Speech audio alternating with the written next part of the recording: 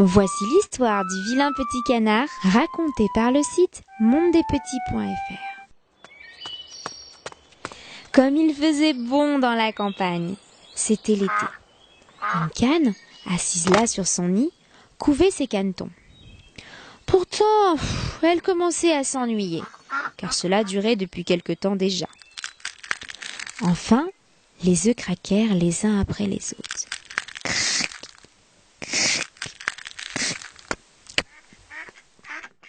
Les oisillons brisaient leurs coquilles et sortaient. Mais un œuf ne voulait pas se percer. C'était le plus gros. La canne soupira et se résigna à attendre. Elle se coucha pour tenir cet œuf bien au chaud sous son ventre.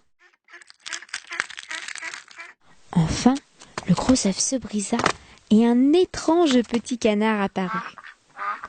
Il était grand, gris et si laid que la canne dit « Voilà un énorme caneton !»« Coin, coin !»« Aucun des autres ne lui ressemble. Il est si gros. » »« Qu'importe, c'est mon petit à moi. Et puis, il est beau quand même quand on le regarde bien. » Coin, coin. Elle le prit avec ses petits et tous ensemble partirent faire une promenade au bord de la mare.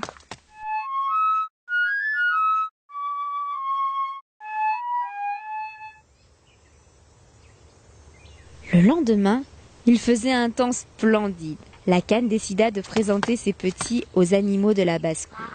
C'est là que les malheurs commencèrent pour notre vilain petit canard.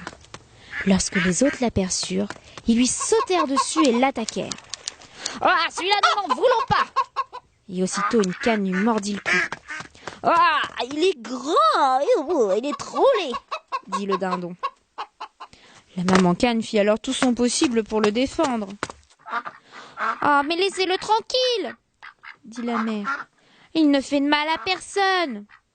Il n'est pas beau, mais il a bon caractère et il nage bien. Il est resté trop longtemps dans son œuf, voilà pourquoi il est si gros. » Hélas, le petit canard fut mordu, bousculé et pourchassé toute la journée par les cannes, les poules et les dindons. Même ses frères se moquèrent de lui et le rejetèrent. Le petit canard se sentit alors obligé de quitter la ferme.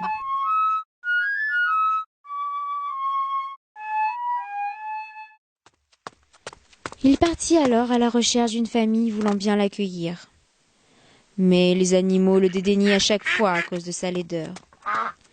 Pendant plusieurs mois, il dut lutter contre la faim et la solitude. L'hiver arriva. Il fut froid, terriblement froid.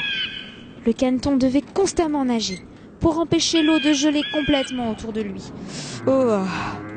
Mais à la fin, épuisé, il ne bougea plus et il resta pris dans la glace. Au matin, un paysan qui passait le vit. Il brisa la glace et porta le caneton jusqu'à la maison, où la femme le ranima. Les enfants voulurent alors jouer avec lui. Notre petit canard prit peur, sortit rapidement et se cacha très vite dans les buissons. Il resta là tout l'hiver, attendant patiemment que l'air se réchauffe pour pouvoir repartir. Pendant tout ce temps, notre petit canard grandissait.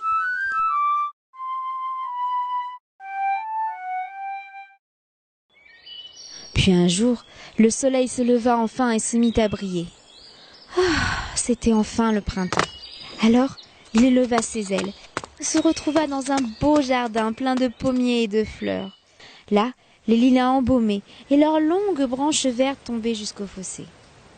Comme il faisait bon! C'est alors que s'avancèrent 2 superbes cygnes blancs.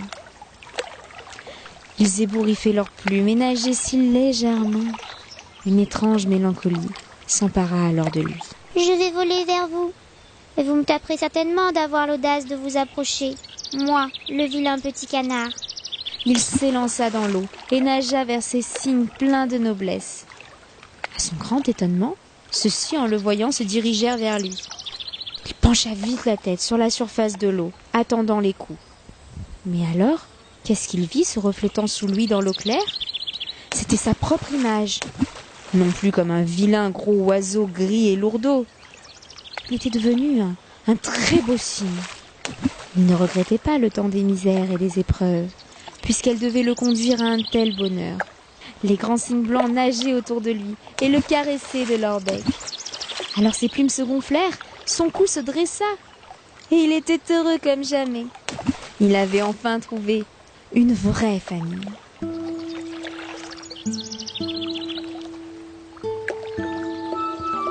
Tu as aimé cette histoire ? Viens vite me retrouver sur le site mondedespetits.fr. Plein d'autres surprises t'attendent.